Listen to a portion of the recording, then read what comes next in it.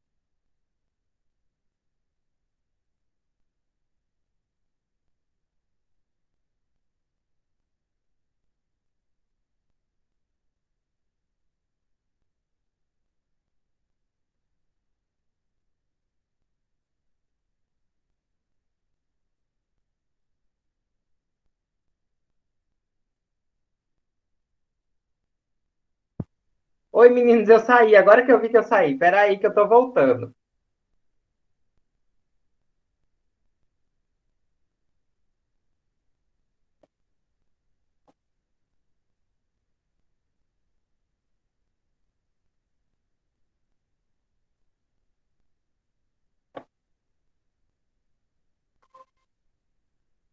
Voltei.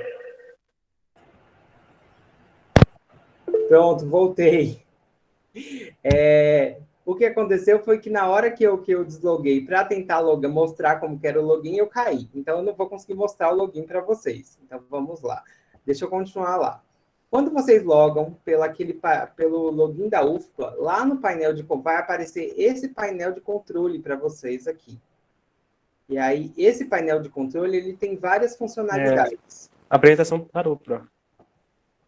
Como só saiu. Como assim tá dupla? Meu Deus. Não, a apresentação parou. A gente não tá vendo na tela do seu computador. Você vai ter que voltar a apresentar.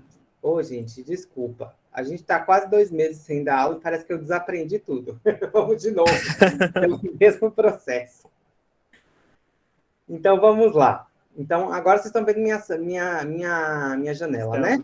Então, aqui, ó, quando vocês logam no login da UFBA, vocês vão ter esse painel, quando vocês logam no login, no G Suite, vocês vão ter esse painel aqui. Então, vai ter o Google Classroom, o Google Meet, inclusive o Google Meet, vocês conseguem entrar aqui direto na sala sem precisar da minha autorização, quando vocês entram com o e-mail UFBA. Então, todo mundo que eu estou tendo que autorizar é quem está entrando com e-mail Gmail, Hotmail, que são domínios fora da UFBA. Se você entra com domínio UFBA, ele já entra na sala sem eu precisar dar o aceite. E aí, uma das ferramentas é justamente o Classroom. Vocês vão clicar aqui no Classroom. Se tiver mais professores que vão utilizar o Classroom, ele vai mostrar o painel de sala de aula aqui. Lá no e-mail que eu mandei para vocês, ele tem um código, que é esse código aqui. Então, esse A536Q7C. Então, vocês vão vir aqui no painel, nas turmas, e aí, se vocês quiserem adicionar disciplina, é só vocês, basicamente, virem aqui ou clicarem em participar de uma turma. Aí, vocês vão digitar aquele código que eu dei para vocês que eu mandei para vocês e dar o OK. Deixa eu tirar esse aqui. E dar OK. Ele vai habilitar o botão participar logo depois, e aí vocês estão dentro da turma. O que é dentro da turma? Dentro da turma é vocês terem um ambiente todo virtual da nossa disciplina. Então, a gente tem aqui o mural. O mural é onde eu sempre vou ficar mandando recados para vocês. Vai ter também a parte de atividades, e nas atividades vai ter cronograma. Então, por exemplo, a aula que eu vou postar, a aula que eu dei hoje para vocês, ó, por exemplo, entrou agora uma pessoa que é fora do domínio UFBA, então eu tenho que voltar aqui na sala e permitir. Então, aqui, ó, vocês estão vendo, ela é de fora do domínio UFBA, mas se vocês tiverem entrarem com o e-mail UFBA, isso não precisa, vocês já entram direto na sala. Então, voltando aqui. Então, aqui normalmente vai estar postado o cronograma, Por exemplo, a aula de hoje, eu vou colocar aqui gravada, vou deixar os slides aqui para vocês. A aula gravada, ela vai vir direto para aqui. Todo o material interessante que eu for colocar para vocês vai estar aqui.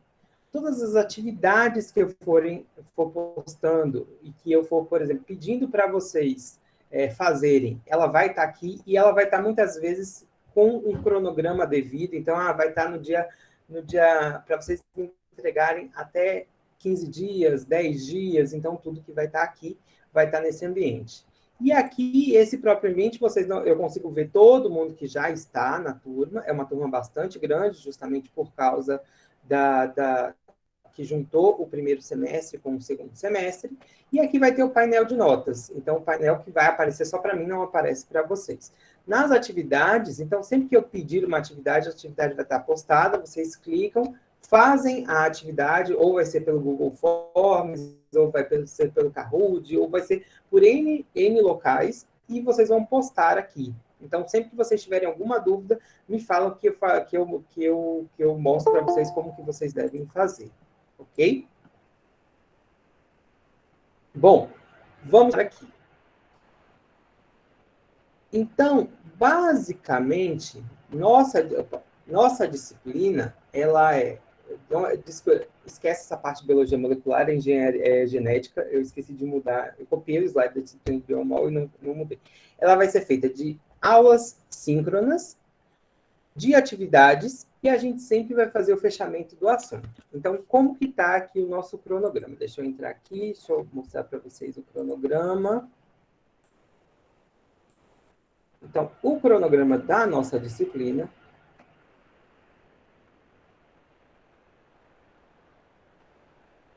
O cronograma da nossa disciplina é esse daqui. Ele vai ser sempre feito de aulas síncronas e assíncronas. Então, tudo que está marcado em S são assíncronas, tudo que está marcado em A serão assíncronas.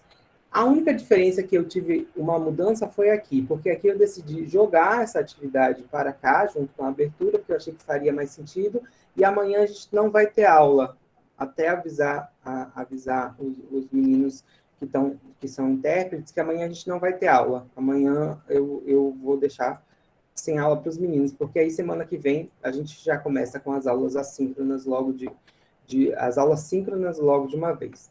Mas, sempre que a gente tiver uma aula síncrona, a gente vai ter aulas assíncronas.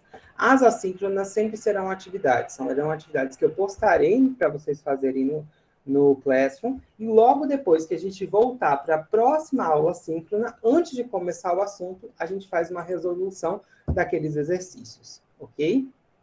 Alguma dúvida sobre esse processo ou está tudo tranquilo, meninos? Certo? Então, vocês não estão falando nada, eu estou continuando. Ok? Tudo ok. Então, vamos lá. Bom, então, sempre na disciplina, a gente vai ter aula síncrona, atividade e faz o fechamento. Terminou o fechamento, volta para uma aula síncrona, faz a atividade, faz o fechamento. Isso a gente vai fazer durante 3 módulos. E ao final de cada módulo, vocês farão as pescas. Então, o que são os módulos? Então, a gente tem esse primeiro módulo em azul, que é o módulo 1. Temos esse segundo módulo em verde, que é o módulo 2. E o terceiro módulo, que esse em amarelo, é o módulo 3. O que ele está dividido? Ele está dividido em um pouco da genética básica. Aqui a gente vai ter muita coisa relacionada ao que vocês tiveram muitas vezes no ensino médio. A gente vai trazer algumas coisas, vai colocar mais assuntos, vai aprofundar um pouco mais os assuntos, mas muito daqui será relacionado, parecido com o ensino médio.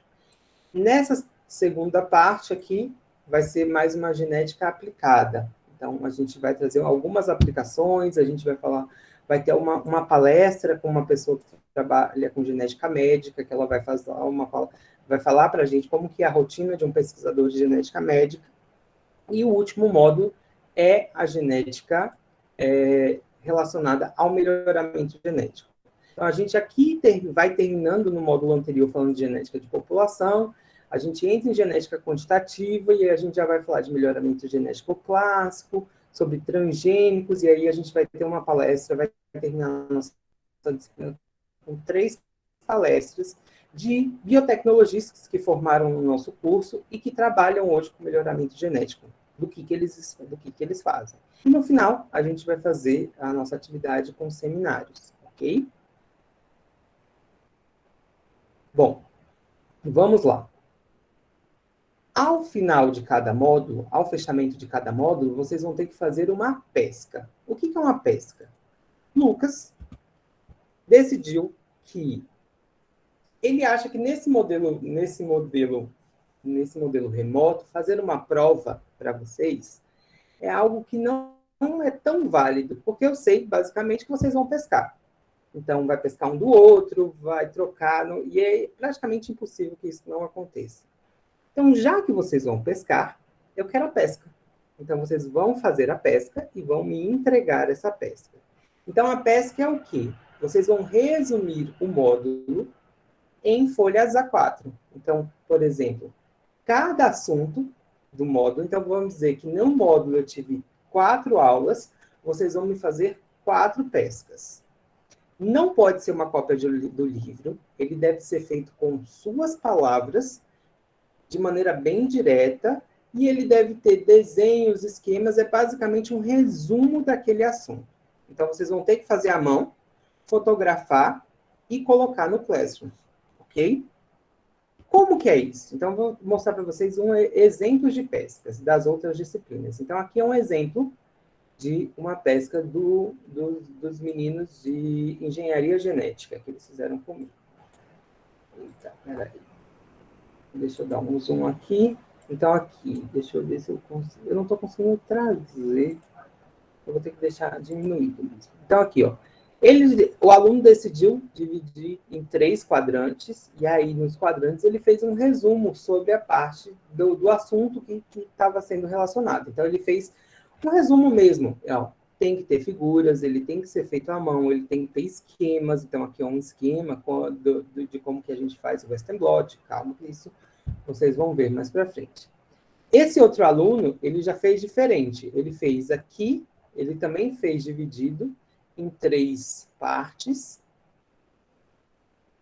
No entanto, ele falou assim, não, eu vou facilitar a vida de Lucas. Ele decidiu tirar foto de cada uma das partes separadamente. Eu achei ótimo ter isso, claro, o professor de vocês já tem 40 anos, ele já não tem a mesma visão que se tinha quando ele tinha 23. Então, vocês vão ter que fazer, óbvio.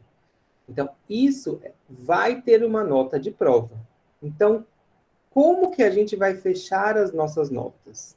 Então, basicamente, as nossas notas elas serão fechadas pela pesca. Então, vocês vão ter 3 pescas. As pescas elas têm valor de prova. E como que eu corrijo a pesca? Antes, eu já faço meu gabarito do que eu acho que o aluno tem que falar sobre isso, isso, isso, isso e isso. E aí, vocês fazem a pesca. Eu depois, a partir do meu gabarito, eu vou dizendo, falou sobre isso, ok, falou sobre isso, ok, ok, ok. Se vocês fecharem todo o meu gabarito, vocês têm nota 10 na pesca. Então, conforme o ponto. Claro que eu não vou passar para vocês o que eu quero que cobre. Então, vocês têm que fazer e a partir daí, então, eu vou cobrar. Então, vocês terão as pescas, que tem peso 6, terão as atividades, que terão peso 2, e terão um seminário que tem peso 1. Espera aí que, Mariana, como se fosse um resumo essas peças. Isso. É como se fosse um resumo. Só que ele tem que cobrir os assuntos principais da aula que eu falei. Entendeu? Então, ele tem que cobrir, ele tem que trazer alguns esquemas. Não pode ser cópia de livro, não pode ser cópia do meu slide, que eu vou disponibilizar. O slide, a aula ajuda muito para vocês fazerem a pesca, mas ele tem que ser com as palavras de vocês. Entendeu? Bom, é isso. Vamos então falar sobre a genética. O que é a genética? A genética é aquela ciência que ela estuda o DNA. Estuda não só a estrutura do DNA, como ela estuda a característica de hereditariedade que está ligada a este DNA.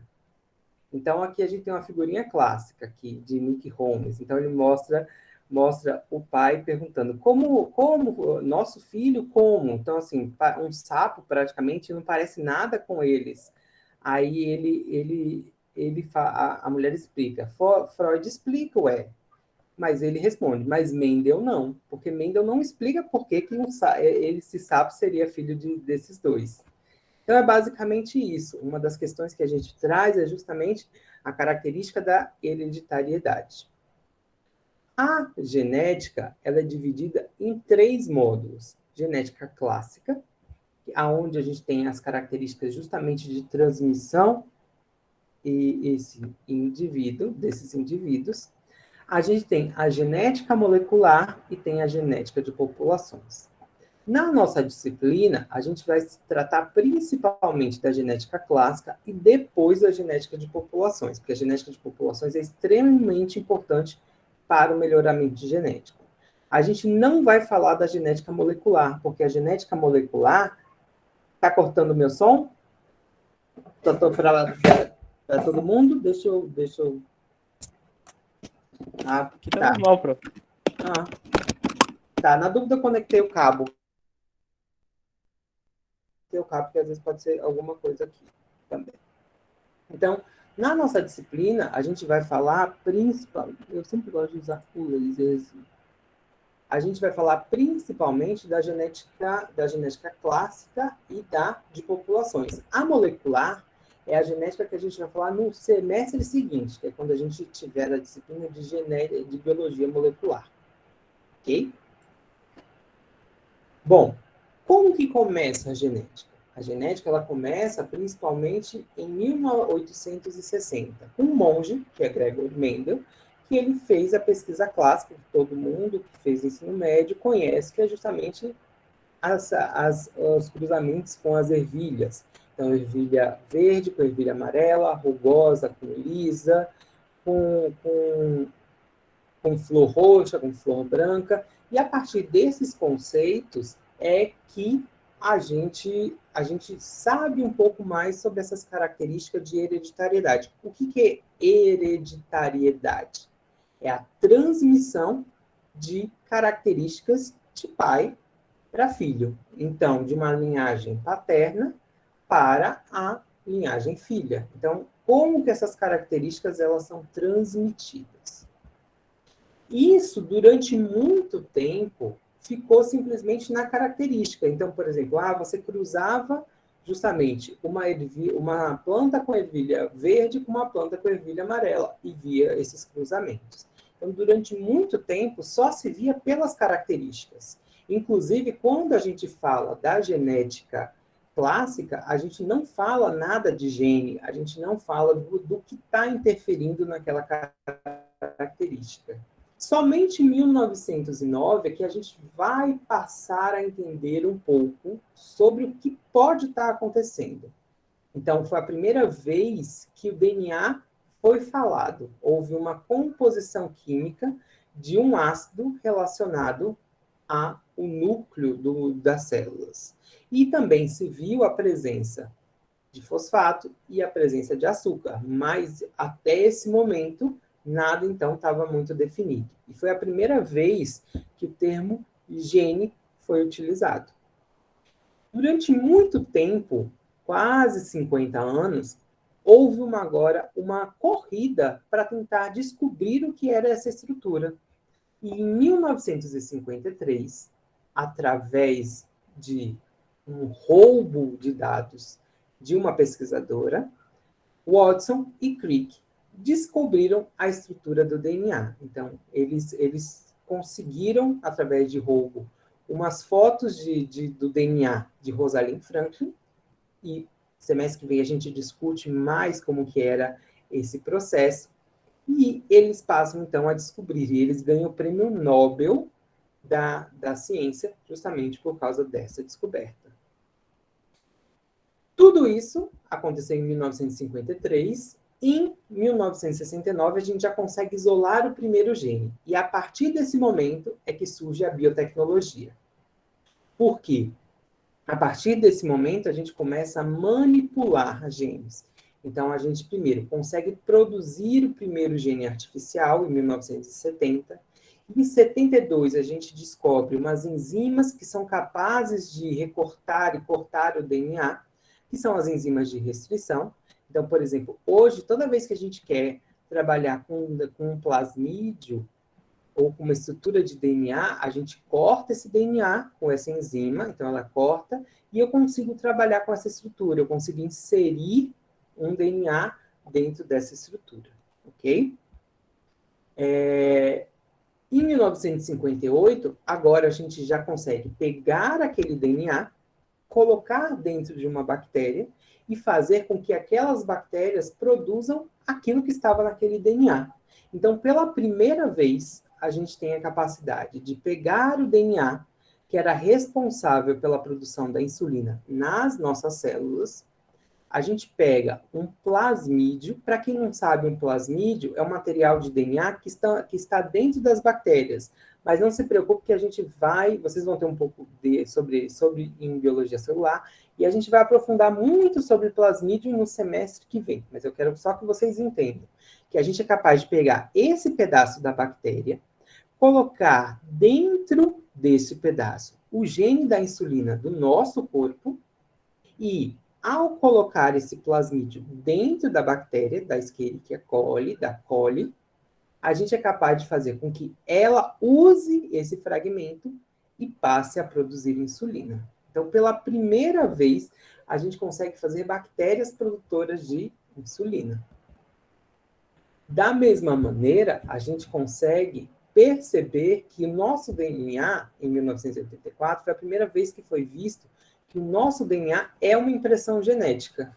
Ou seja, da mesma maneira que a gente tem outras características que determinam impressões genéticas, o nosso DNA ele é muito único. Significa que o meu DNA é diferente do seu DNA, que é diferente do DNA dos seus colegas. E isso nos dá uma identidade. E isso faz com que a gente use esse DNA para investigações de crime, para testes de paternidade. Então, através dessa ferramenta, que eu vou falar daqui a pouquinho para vocês, que a gente consegue saber.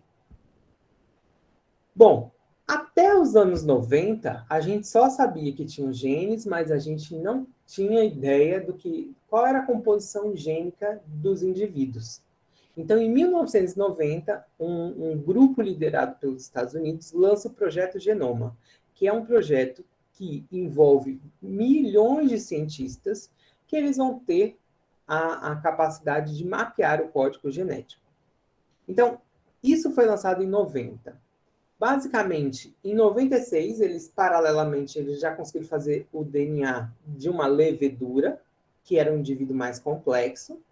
Em 98, eles já têm um concorrente. Em 98, uma empresa chamada Celera Genomics, ela faz a corrida para fazer o DNA antes da empresa, antes do grupo de pesquisadores americanos. Era uma concorrência privada, porque o grupo dos Estados Unidos, primeiro, era uma concorrência pública que envolvia vários países, e aqui era uma empresa que queria desvendar, primeiramente, o genoma humano. Em 98, eles fazem um indivíduo um pouquinho mais evoluído que uma levedura. Eles fazem um nematóide, para quem não sabe, é um verme, que é o C. elegans. E, basicamente, em 2000, eles lançam o primeiro rascunho do genoma humano. Então, a primeira vez que ele dá um esboço do que tem no genoma humano. Mas só em 2003, lembrando que ele começou em 1990, só em 2003 eles conseguem lançar o genoma concluído, com sequenciamento de quase todos os genes, 99% de todo o genoma, e com uma precisão muito grande, 99,99%.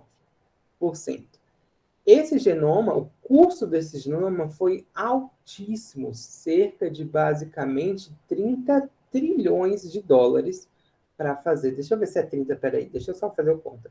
30 mil, milhões, trilhões, tá certo. Eu sempre me perco um pouco nesses zeros, se é trilhões ou se é bilhões. Então, 30 trilhões de dólares para fazer esse genoma. Hoje, isso é tudo muito mais avançado. Hoje, a gente tem técnicas que fazem de uma maneira muito mais rápida ou, basicamente, muito mais barato. Hoje em dia, se você quiser fazer o genoma, você consegue fazer seu próprio genoma. É tanto que hoje a gente tem quase que 30 mil tipos de bactérias já sequenciadas. Inclusive, no IMS, a gente tem alguns sequenciamentos que foram feitos no IMS. Atualmente, a gente tem feito aqui na UFBA o sequenciamento do coronavírus, de isolados, de amostras positivas que a gente teve de coronavírus aqui no município. Então, a gente está comparando para ver se a gente teve variante indiana, se teve variante sul-africana, se a nossa foi a de Manaus, foi a inglesa. Então, a gente está vendo quais variantes que a gente teve, que hoje são chamadas de alfa, delta, gama. Então, são essas variantes que a gente está observando. Em 2010, a genética ela já evolui para um outro passo. A gente já começa a fazer células sintéticas. O que é uma célula sintética? É uma célula que não tem nada de DNA natural. Então, o DNA ele foi sintetizado no laboratório e foi colocado dentro de um organismo. Então, eles normalmente pegam uma Escherichia coli ou um Saccharomyces cerevisiae e eles montam genomas parecidos e vão colocando dentro de um indivíduo. O primeiro que eles fizeram foi justamente com essa bactéria, chamada Mycoplasma capricolum. Então, eles pegaram todo o material dessa bactéria, aqui, tiraram esse material e deixaram essa célula sem genoma nenhum, sem material de DNA nenhum. Então, eles pegaram uma outra bactéria, que é o Mycoplasma mycoides, pegaram esta célula e colocaram esse DNA, que era um DNA que eles tinham feito artificialmente em laboratório, e colocaram dentro desta bactéria, que era um capricolo. E ela deixou de se comportar como um capricolo, porque ela não tinha mais gene de capricolo, e passou a se comportar como um Mycoplasma mycoides. Foi a primeira vez que foi anunciado que a gente teve uma célula totalmente artificial. Foi um grande boom da genética, foi uma grande polêmica, porque a partir daí os cientistas estavam sendo considerados como criadores de vida, porque a gente estava criando uma célula e colocando um genoma que não era pertencente a ela. Agora, qual a importância dessa genética? A genética é extremamente importante, porque a gente hoje em dia sabe que grande parte das doenças elas têm características genéticas. Então, principalmente tumores, principalmente algumas mutações, vêm todas de características genéticas. Então, a gente usa muita genética na medicina para fazer diagnóstico, prevenção e até mesmo tratamento de algumas doenças. Hoje em dia, se você quer saber sobre quais os seus genes, é muito barato. Então, se você tiver $1.000, e claro, não é todo mundo que tem esse dinheiro, mas comparado com os 30 trilhões que foram feitos no genoma dos indivíduos, acaba sendo muito, muito maior. Hoje, por $1.000, você consegue fazer o mapeamento do seu genoma. E foi o que a Angelina Jolie fez. A Angelina Jolie, isso, R$5.000, basicamente. 5.300 e algumas coisas reais. A Angelina Jolie, ela fez. Então, ela tinha um histórico na família. A tia dela tinha câncer. A avó dela teve câncer. Ela tinha uma irmã por parte de mãe que teve câncer e todas elas morreram. Então, o que ela fez?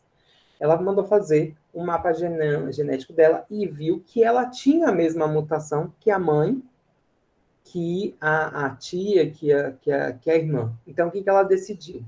Através desse exame, ela decidiu retirar o útero e os ovários. Porque o câncer de mama dela era um câncer que vinha de origem do útero. Gabriel, essa empresa, tem mesmo uma empresa, mas essa empresa ela não faz um mapeamento completo, ela faz um mapeamento muito de ancestralidade.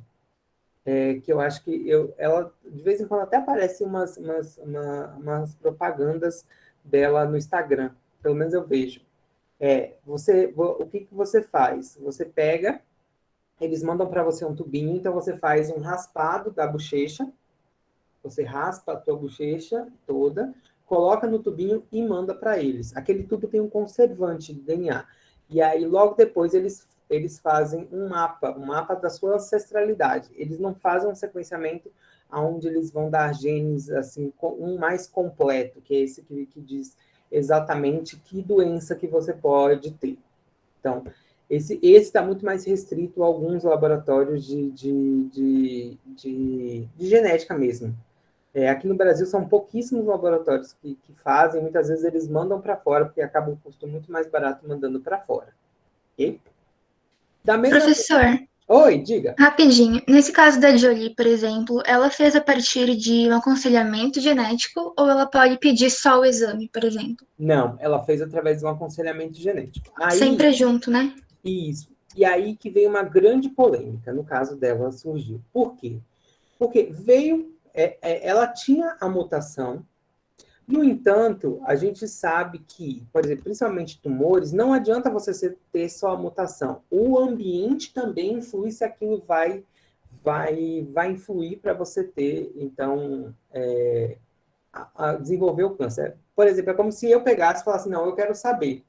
Só que eu não tenho histórico na minha família de câncer, mas no meu sequenciamento aparece uma mutação. E aí fica justamente a questão. É porque eu tenho a mutação que eu vou desenvolver o câncer? E aí por isso que precisa de um aconselhamento genético. No caso dela, o aconselhamento genético e a decisão dela foi tirar os órgãos. Justamente por quê? Porque ela já tinha tido esses casos na família. A mesma coisa que a gente vê é principalmente com aconselhamento genético em pais que apresentam doenças e querem ter uma determinada criança. E aí se faz o aconselhamento genético de seleção de embrião, e a gente vai ver mais para frente como é que tudo isso se faz, mas se faz. Mas, de qualquer maneira, você precisa desse aconselhamento genético. Ana Carolina, a empresa que Gabriel falou é justamente a Genera. É a Genera que às vezes vem essas propagandas, e eles fazem mais a questão de ancestralidade mesmo. Por que a Escherichia coli ela é utilizada na genética? Então, nesse processo, foi Samira que me perguntou. Então, aqui. Por que a gente usa uma Escherichia coli? Justamente porque a Escherichia coli, ela permite facilmente a entrada desses plasmídios, desses materiais extracromossomais. E uma outra coisa é que a Escherichia coli, ela multiplica muito rápido. Então, por causa disso, pela sua velocidade de multiplicação, é que a gente usa a Escherichia coli. Ok? Vou voltar aqui. Bom, na veterinária, a mesma coisa. Então, da mesma maneira que a gente usa a genética para as doenças humanas, a gente usa também as genéticas para as doenças animais, para melhoramento genético animal, também a gente utiliza. Então, a gente utiliza também muito a genética para a produção de materiais. Então, por exemplo, aqui é o exemplo clássico que eu falei da Escherichia coli, que eu estava falando agora. Então, a gente pega um determinado gene, a gente coloca num plasmídio, que é o vetor que a gente chama de expressão. Não está muito bom aqui, mas aqui é o desenho de uma bactéria. A gente coloca esse plasmídio dentro da Escherichia coli, fazendo com que ela produza insulina, e logo depois a gente purifica essa insulina para, então, injetar no indivíduo. A mesma coisa é o que acontece com as vacinas gênicas. Então, a gente agora que está com coronavírus, todo mundo está especialista agora em vacina. Uma das vacinas que a gente está utilizando, que é a vacina da Pfizer, né, que o povo está falando tanto, e a vacina da Moderna, são vacinas de vetores de DNA ou de RNA. E como que elas são feitas? Então, por exemplo, você pega o vírus, no caso do coronavírus, se pega o material genético, que é responsável pela produção da espícula. Deixa eu só ver aqui, Rafik. Se eu não me engano, teve um médico da China que foi preso por causa de bebês geneticamente alterados. Não sei se é verdade essa polêmica. É verdade, vou falar daqui a pouquinho. Daqui a pouquinho nesse processo. Então, voltando aqui à vacina do coronavírus. Então, eles pegam o vírus, retiram uma parte do RNA, então eles colocam esse RNA dentro de um plasmídio, e ao invés agora de colocar o plasmídio para ser produzido dentro da Escherichia coli, para produzir somente a espícula, a gente já coloca esse plasmídio no que a gente chama de ou uma injeção, ou o que a gente chama de gene gun, que é uma espécie de uma arminha que a gente dá a vacina. Quem é mais velho vai lembrar disso, que antigamente a gente tomava algumas vacinas dessa maneira. E ao você colocar no indivíduo, você faz com que esse plasmídio ele entre na célula do indivíduo e ele faça com que a célula produza a espícula, e o sistema imune, então, depois reconheça. E aí é o que o povo estava falando. Quando eu colocar isso, vai se integrar no nosso DNA. Não vai se integrar, porque para se integrar, você precisaria de um plasmídio integrativo. Então, ele não tem a capacidade, a nossa célula não tem a capacidade, como as bactérias, de colocar para dentro da célula e colocar, muitas vezes, dentro do material genético nosso. Então, por isso, ela só produz a proteína e faz com que o sistema imune reconheça essa proteína e faça, então, a resposta imune. Já no outro material, a vacina, então, por exemplo, da AstraZeneca, eles colocam num vetor viral. Então, eles pegam, por exemplo, a mesma espícula, que era uma porção do vírus, eles pegam esse fragmento e colocam dentro de um vírus. E aí, então, eles colocam este vírus para entrar dentro da célula da pessoa, e muitas vezes, ao entrar dentro da célula da pessoa, ele vai começar a funcionar como um vírus, mas não causando a patogenicidade. Mas, por ele ser um vírus, é por isso que a AstraZeneca ela tem alguns efeitos colaterais um pouquinho mais exacerbados. Algumas pessoas têm muita dor no corpo, febre, mas isso é porque você tem um vírus que está funcionando. Ele não está causando nenhuma doença, mas ele está sendo reconhecido pelo seu corpo. Da mesma maneira que a gente faz isso, a gente também usa para terapia gênica. Então, por exemplo, hoje em dia a gente já tem algumas terapias que já foram aprovadas, principalmente para degeneração de córnea no olho. Então, você pega o material genético, coloca dentro do vírus, aí você, com uma agulha, os médicos, eles colocam diretamente na córnea essa célula normal alterada para a produção de córnea saudável e coloca no indivíduo, fazendo com que aquele indivíduo, então, produza a córnea. Ok? Não se preocupem que a gente vai falar muito detalhadamente de cada uma dessas técnicas desde das nossas disciplinas, desde biomol, na disciplina de técnicas de biomol e na engenharia genética. A gente vai descrever. Quando você chegar na engenharia genética, vocês vão estar craque como faz esses processos. Ok? Bom, a genética é extremamente importante para a criminalística. Então, a gente tem a parte forense da genética, porque é através da genética que a gente consegue fazer os testes de paternidade, identificação de crimes. Como que a gente faz isso? No nosso corpo, os indivíduos, eles basicamente têm algumas partes que são consideradas inalteradas, ou o que a gente chama também de conservadas. E através dessas porções é que a gente consegue saber. Por quê? Porque, por exemplo, nesse gel, aqui você tem esse indivíduo 2 é o filho, certo? Então, o filho, ele tem que ter parte do material genético que vem da mãe. Aqui, o número 1 é a mãe. Então, essa bandinha aqui veio com certeza da mãe. E a outra parte desse gene tem que ter vindo de quem? Do pai, correto? Quem aqui, desses dois indivíduos, 4 e 3, tem o mesmo material genético que este indivíduo, que é o filho? O indivíduo 4. Então, pela presença desta banda que é da mãe, e esta banda que só pode ter vindo do pai, porque esse indivíduo aqui não tem, a gente consegue saber que o verdadeiro pai deste indivíduo é este indivíduo aqui. E, é claro, a gente não faz só uma única vez. A gente tem que fazer várias sondas para confirmar. E através do conjunto de 3 sondas é que a gente confirma. Então, aqui novamente, a mãe, o filho e os 2 indivíduos. Aqui também, a mãe, o filho e os 2 indivíduos. A primeira coisa que a gente vê é o filho. Então, o filho tem esta banda. Ah, ok, Vanessa. Tranquilo. Precisa de algum tempo para troca ou eu posso continuar? Não, professor, tranquilo, pode continuar. Eu só escrevi porque eu não vejo mais o vídeo de Valnei, pode ser a internet. Então eu quis escrever aqui no chat para ele saber que eu estou trocando. Mas pode seguir, bem. Tranquilo. Tá bom, ok. Então aqui... Ô, Vanessa, desculpa, professor, eu fechei a câmera porque o Arlen saiu da aula. Eu estou aguardando ele retornar. Ah, tá. Ele não está na aula. Aí eu não vi que ele tinha saído. Então, mas de qualquer maneira, eu estou deixando gravado. Ele pode continuar, depois ele ter a aula gravada, se ele tiver algum problema na internet, tá bom? Ok, tá bom. Eu vou continuar. Então, ó, aqui a gente consegue ver no número 2 é a criança que está sendo testada, aqui a mãe e aqui os dois indivíduos, os mesmos dois indivíduos daqui. Então, para confirmar que esse indivíduo 4 é o pai mesmo, a gente faz outros testes. Então, aqui, ó, essa bandinha veio de quem? Da mãe. Então, essa bandinha não tem na mãe. Então, ela só pode ter vindo do pai. Quem é o pai que tem essa banda?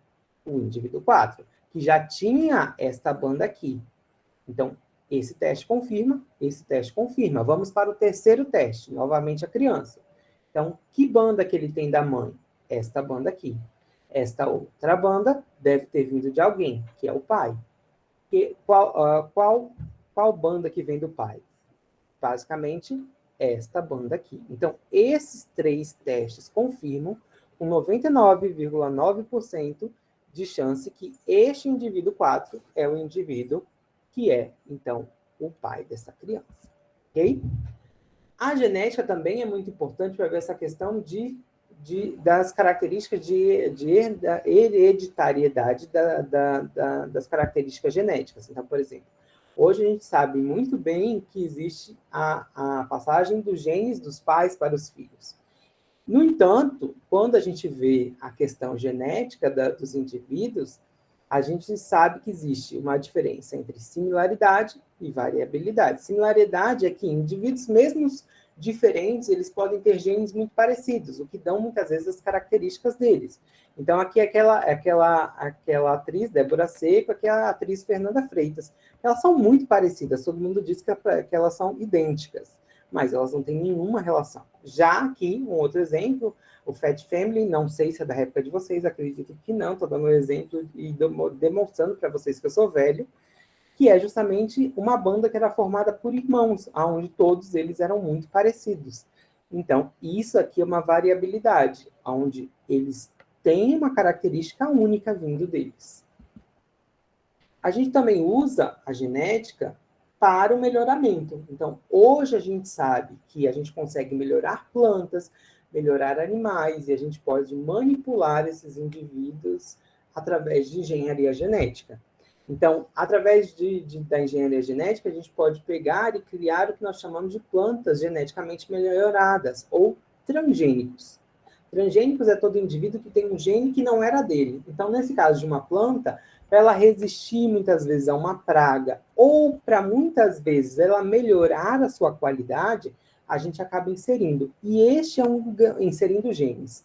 E esse é uma das grandes características. Então, por exemplo, esse é o que nós chamamos de golden rice, ou arroz dourado.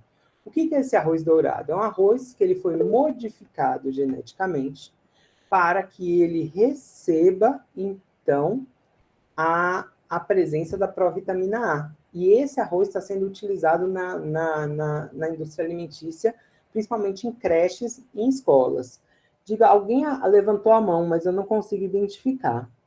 Fui eu. Eu só queria saber, tipo, os transgênicos trazem basicamente muita coisa boa, assim. E por que a OMS ela é tão contrária, assim, à utilização de transgênicos? É porque, assim, você tem diversos tipos de transgênicos, né? Existem transgênicos onde você faz melhoramento para a qualidade dele. Existem alguns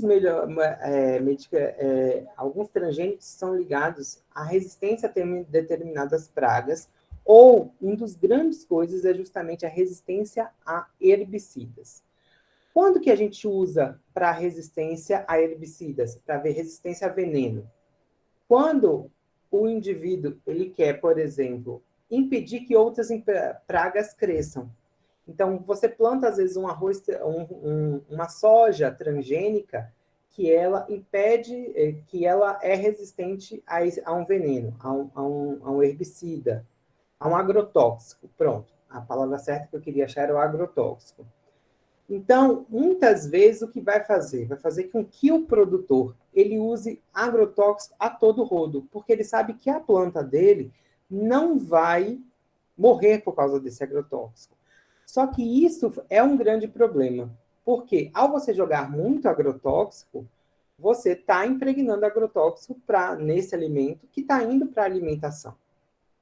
E aí, eu digo para vocês que o problema não é o transgênico, o problema não é é o uso do agrotóxico, é o uso que o produtor faz do agrotóxico. Então, a gente tem essa cultura. Então, a soja, hoje em dia, quase toda a nossa soja, todo o nosso milho é transgênico. Só que a maioria dessa transgenia é justamente para resistir a determinados herbicidas. E aí, por causa disso, é que existe essa questão, esse alerta da OMS sobre o uso de agrotóxicos e de transgênicos contra agrotóxicos. Mas alguns transgênicos, como o Golden Rice, ele é extremamente aceito, entendeu? É mais por causa dessa característica. Como que essas plantas elas são modificadas? Então, normalmente a gente quer inserir um gene, que é um gene de resistência, um gene de melhoramento, e aí a gente pode utilizar tanto uma bactéria, quanto alguns revólveres gênicos para você inserir numa parte da planta, e a partir dessa parte da planta, a gente fazer todo o cultivo. A gente vai detalhar mais para frente na nossa disciplina, quando a gente falar de transgênico, como que isso é feito. Mas no detalhe, o que você faz? Você pega, por exemplo, uma determinada planta que você sabe que tem uma característica boa de resistência, retira aquele material genético dela. Retira aquele material genético e agora você, da mesma maneira, vai colocar aquele material ou via um plasmídio ou via um vírus dentro de uma bactéria, que é o que nós chamamos de Agrobacterium tumefacium. Não é Escherichia coli. E aí agora eu vou pegar essa bactéria e colocar dentro das plantas. E ao colocar dentro da planta, eu tento fazer a regeneração e ver se aquele indivíduo realmente ganhou aquela característica. Não se preocupe, a gente vai detalhar como tudo isso é feito mais para frente da nossa disciplina. Da mesma maneira, a gente faz esse melhoramento em animais. Então, a gente seleciona esse material para você ter animais mais resistentes a determinadas plantas ou um animal com a melhoria de uma qualidade. O que é essa melhoria dessa qualidade? Então, por exemplo, alguns animais, principalmente já foi feito algumas ovelhas, onde essas ovelhas elas têm mais teor de gordura dentro da carne. Então, o melhoramento não é para o animal, acaba sendo um melhoramento para o consumidor. Por quê? Porque a gente sabe que carnes que apresentam gorduras intermeadas dentro dela, elas apresentam uma maior suculência na carne. Então, por causa disso, a gente sabe, quem faz churrasco, que algumas carnes que têm gordura deixam a carne mais saborosa no churrasco. Ela não fica seca, ela fica bem úmida. E aí se faz um melhoramento genético em algumas espécies para justamente você conseguir um melhor teor de carne. Como que a gente faz? Justamente melhorando o embrião. Então, a gente faz a microinjeção do DNA que a gente quer nesse embrião e faz com que esse material genético possa ser incorporado na estrutura do embrião antes desse embrião ser implementado em um outro animal, seja numa ovelha, seja numa cabra, seja num bovino, ok? Mas antes da gente iniciar a nossa disciplina na semana que vem, então, eu queria falar rapidamente para vocês de alguns conceitos. Primeiro, a diferença entre uma célula procarionte e uma célula eucarionte. Então, a célula procarionte é uma célula muito mais simples, que ela apresenta principalmente membrana plasmática, parede, DNA e, basicamente, ribossomos. E já uma célula eucarionte, uma célula muito mais complexa, que ela apresenta diversas estruturas, onde a função vai ser totalmente compartimentada. Isso é extremamente importante porque vai existir uma diferença entre uma genética de um procarionte e uma genética de um eucarionte. Mas o que é mais importante que vocês saibam é que dentro de uma bactéria, o cromossomo é único, a gente só tem um cromossomo e esse cromossomo é circular.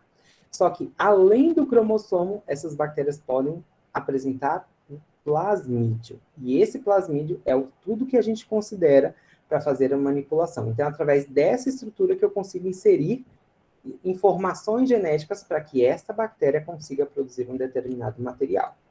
Então, uma bactéria, normalmente, ela se divide por divisão binária. Então, lembre-se que isso é extremamente importante, porque uma célula rapidamente geram duas células. No entanto, quando a gente fala de eucarionte, uma célula eucariótica, as células eucarióticas, elas apresentam vários cromossomos. Então, esses cromossomos vai variar conforme a espécie, se é um humano, se é um macaco, se é uma vaca, se é uma planta. eles vão ter números de cromossomos bastante diferentes. A espécie humana normalmente apresenta 23 pares de cromossomos, ok? Sendo que o último é o cromossomo sexual. E a divisão celular e a multiplicação dessa célula, ela pode ser muitas vezes por mitose. Então, existe um ciclo celular que vocês vão pegar bastante. O pessoal que está no segundo semestre já teve isso em biologia celular, e o pessoal do primeiro semestre vai ter isso em biologia celular, onde basicamente existe a fase S, que é uma fase de síntese, que é onde se prepara os materiais. A fase G2 é a fase de preparo para a divisão celular, onde na fase M acontece justamente a divisão celular. E depois, novamente, uma nova adaptação, que é essa fase G1. Então, a mitose ela é dividida em fases, então, intérfase, prófase, metáfase, anáfase e telófase. Então, são várias fases que ela acontece, onde, basicamente, uma célula 2N vai dar origem a duas células 2N. Já a meiose é uma divisão celular para gerar células reprodutivas. Então, você tem uma primeira fase, onde essa célula, uma célula 2N, ela gera duas células 2N, desculpa, e a partir dessas duas células 2N, a gente tem uma nova divisão, onde cada célula 2N vai gerar uma célula, cada célula 2N vai gerar duas células N. Então, a gente tem, ao início, duas células N, e no final, duas células 2N. O que é 2? É duas vezes o número de cromossomos, ok? Então, isso é extremamente importante para a nossa disciplina. Gente, muito obrigado. Todo o material vai ser colocado no... Deixa eu voltar aqui. Peraí. Deixa eu voltar. Aqui, deixa eu parar a apresentação. Todo o nosso material vai ser colocado no Google Sala de Aula. Hoje, eu já coloco os slides. A partir do momento que o Google Meet ele já gera a gravação, eu já coloco a gravação. Paralelo a isso, eu vou fazer a gravação no YouTube, vou colocar a gravação no YouTube para que fique gerado a aula com legenda para o Arley. Apesar da gente ter a presença dos intérpretes, eu vou deixar a aula com legenda para ele também, ok? Então, vocês vão ver no Google Classroom uma parte escrita aulas gravadas e outra aulas gravadas no YouTube, para que o Arley possa assistir com legenda, ok? Deixa eu só ver aqui as perguntas principais. A de Ellen, precisa da pesca de hoje? Não precisa pesca de hoje. É por módulo, engasguei de novo. É por módulo a pesca. Mas aí vocês, por exemplo, deixa eu aqui mostrar de novo aqui para vocês. Gente, então aqui vamos lá no nosso cronograma. Então aqui, vamos lá. Então, esse é o módulo 1. Então, aqui eu tive a aula introdução, que eu não vou considerar aula de introdução, mas eu tive a aula de mendelismo, monohibridismo e de hibridismo. Como é o mesmo assunto, mendelismo, eu vou considerar como uma pesca. Depois a gente vem para a extensão mendeliana, outra pesca, e depois herança ligada ao sexo, outra pesca. Então, no final do módulo 3, vocês vão ter que upar um arquivo com as 3 pescas, cada uma nesse modelo que eu mostrei para vocês, aqui. Então, cada uma. Então, vocês vão me explicar herança mendeliana, monohibridismo, dihibridismo, em uma pesca só. E isso, a pesca é uma folha por aula. Então, se eu dei, por exemplo, monohibridismo ou herança mendeliana, uma pesca, uma folha dessa daqui para herança mendeliana, uma outra folha dessa para extensão mendeliana e uma outra folha dessa é só a folha, é só a frente, não é frente e verso, ok? As atividades, não. As atividades, o que eu vou fazer? Agora, deixa eu fechar aqui. As atividades, elas vão ser feitas durante a aula. Durante a aula, não. Eu vou passar a aula para vocês e vou passar a atividade. Ela vai ser feita de maneira assíncrona e aí quando a gente volta para outra aula, eu faço uma correção da atividade, ok? Mas a atividade vai estar lá. Então, logo depois que acabar a minha aula, já dispara no Classroom para vocês a atividade assíncrona, ok? Então, alguém perguntou aqui qual era o código, mas a Roberta ela já colocou aqui embaixo qual era o código da sala. Perguntaram sobre grupo do WhatsApp.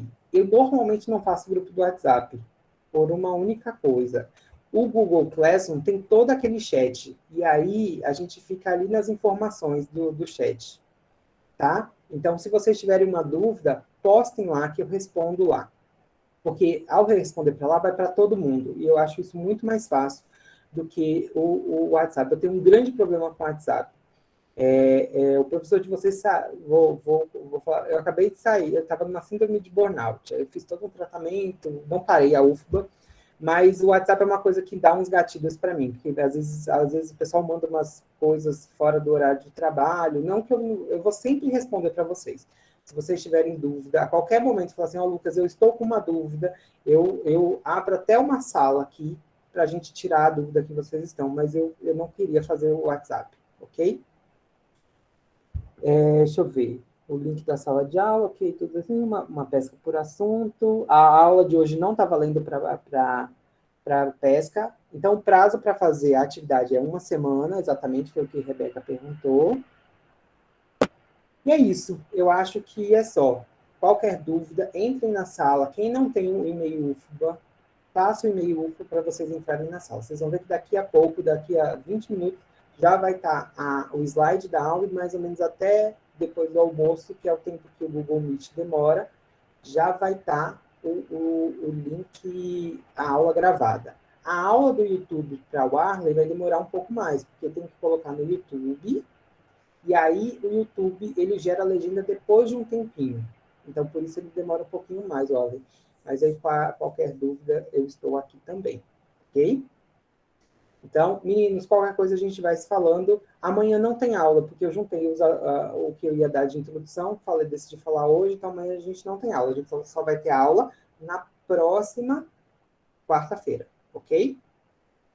Então, meninos, bom almoço para vocês. Tchau. A gente se vê na Muito próxima. obrigado pela aula, Pro. Tchau. Tchau. Beijos. professor. Tchau, prof. Perfeito. Tchau, Amém. tchau, professor. Um abraço. Tchau, tchau. Tchau.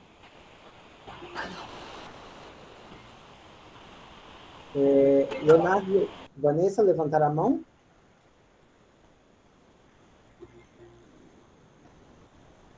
Foi sem querer aqui, professor. Ah, tá bom. Tchau, tchau, professor. Bom almoço aí.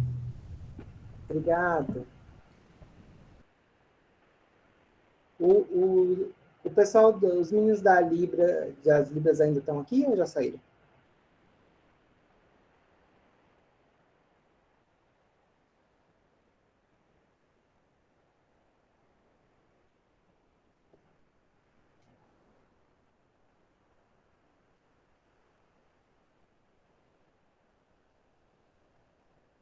Tchau, meninos. Ai, tem que parar a gravação primeiro. Peraí.